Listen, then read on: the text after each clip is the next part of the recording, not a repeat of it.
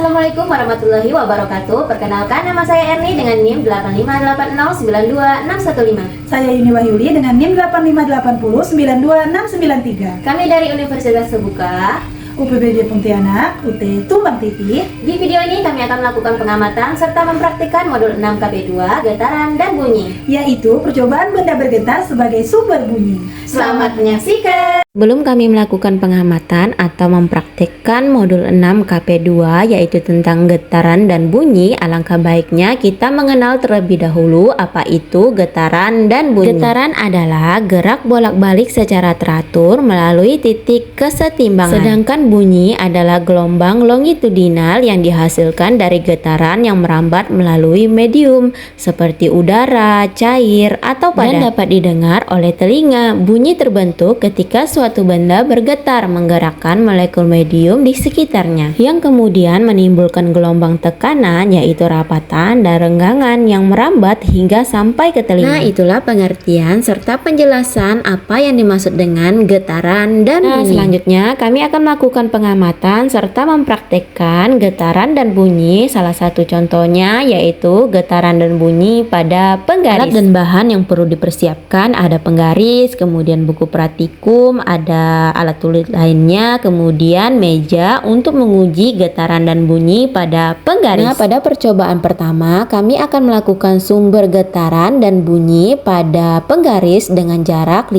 cm. Getarannya sangat keras dan bunyinya juga sangat keras. Setelah kami amati, ketika penggaris digetarkan dengan jarak 5 cm akan terjadi getaran yang lebih cepat dan bunyi yang lebih nyaring. Hal ini dikarenakan bagian penggaris yang bergetar lebih pendek sehingga memiliki frekuensi yang lebih tinggi atau terdengar jelas. Selanjutnya, percobaan kedua dengan jarak 10 cm. Masih terlihat jelas suaranya, masih terdengar jelas suaranya. Setelah kami amati dengan jarak 10 cm, getaran dan bunyi pada penggaris cukup signifikan atau terdengar jelas dengan jarak 10 cm untuk menciptakan getaran yang kuat. Kemudian masih cukup kuat untuk menghasilkan gelombang suara yang masih dapat didengar. Selanjutnya percobaan ketiga dengan jarak 15 cm. Masih terdengar tapi tidak terlalu jelas.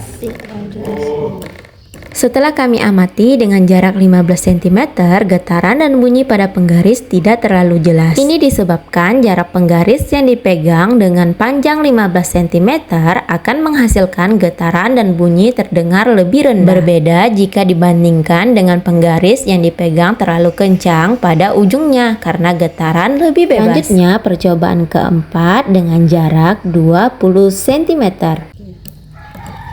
Masih terdengar tapi sangat sedikit sekali suaranya. Setelah kami amati dengan jarak 20 cm, getaran dan bunyi pada penggaris sangat tidak terlalu jelas namun masih bisa didengar. Ini disebabkan jarak penggaris yang dipegang dengan panjang 20 cm akan menghasilkan getaran dan bunyi terdengar sangat rendah. Berbeda jika dibandingkan dengan penggaris yang dipegang terlalu kencang pada ujungnya karena getaran lebih bebas. Selanjutnya dengan jarak 25 cm. Tidak terdengar, hampir tidak terdengar lagi. Setelah kami amati dengan jarak 25 cm, getaran dan bunyi pada penggaris hampir tidak terdengar. Ini disebabkan jarak penggaris yang dipegang dengan panjang 25 cm akan menghasilkan getaran dan bunyi terdengar lebih rendah dan minim sekali terdengar karena jaraknya yang terlalu jauh pada permukaan penggaris. Selanjutnya percobaan ke-6 dengan jarak 30 cm. Ini menandakan getarannya dan bunyinya tidak terdengar sama sekali.